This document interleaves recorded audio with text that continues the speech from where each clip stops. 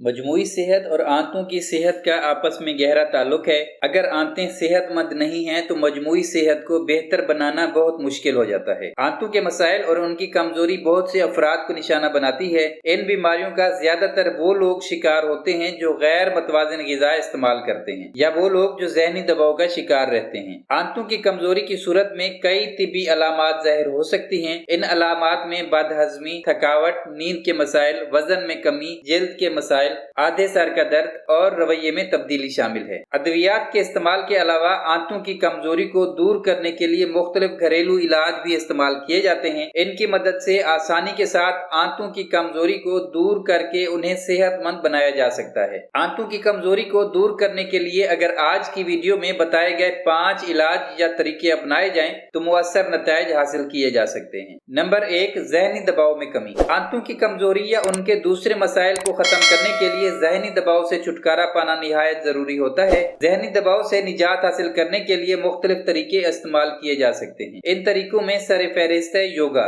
योगा की आदत अपनाने से न सिर्फ जिस्मानी सेहत में बेहतरी आती है बल्कि ज़हनी सेहत भी बेहतर होना शुरू हो जाती है। अगर सुबह के वक्त बाकायदगी के साथ योगा किया जाए तो ज़हनी मसाइल से बचा जा सकता है, जिससे आंतों की कमजोरी नहीं होती और उनकी सेहत भी बरकरार रहती है। ज़हनी दबाव में कमी लाने के लिए दोस्तों या घर के अफराद के साथ वक्त गुजारा जा सकता है। अगर आप ज़हनी दबाव का शिकार हैं तो अकेले रहने से गुरेज करें, क्योंकि इससे ज़हनी दबाव में इजाफा हो सकता है, जिससे आंतों पर मनफी असरात ज़ाहिर होंगे और उनकी कमजोरी में इजाफा होगा। बहुत से अफराद अल्कोहल की ज्यादा इस्तेमाल की वजह से ज़हनी मसाइल का सामना करते हैं। अगर आप भी अल्कोहल के इस्तेमाल की वजह से ज़हनी दबाव का शिकार हैं तो फौरी तौर पर इसका इस्तेमाल तर्क कर दें। नंबर 2, ग़िज़ा में तब्दीली। बहुत से लोगों को गैर मतवाज़िन ग़िज़ा के इस्तेमाल की वजह से भी आंतों की कमजोरी का सामना करना पड़ता है। इन ग़िज़ाओं में फास्ट फूड और ऐसी ग़िज़ाएं शामिल हैं जिनमें शुगर बहुत ज्यादा मिकदार में होती है। इन ग़िज़ाओं के बरक्स आपको सब्जियां, फल, खुश्क मेवाजात और ऐसी ग़िज़ाएं इस्तेमाल करनी चाहिए जिनमें कुदरती ग़िज़ाई अज्जा वाफिर मिकदार में पाए जाते हों। नंबर 3, प्रोबायोटिक्स का इस्तेमाल।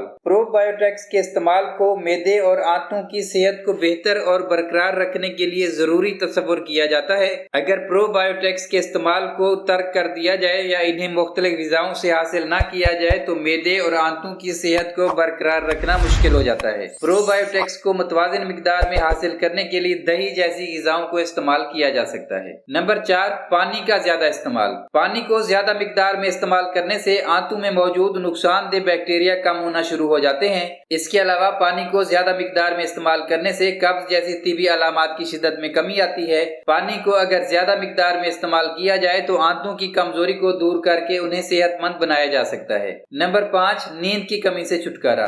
नींद को अगर पूरी मिकदार में ना लिया जाए तो आंतें बुरी तरह मुतासिर हो सकती हैं। अगर आप कुछ अरसे तक नींद पूरी मिकदार में लें तो मजमूई सेहत में बेहतरी आना शुरू हो जाएगी और आंतों की सेहत पर भी मस्बत असरात ज़ाहिर होंगे।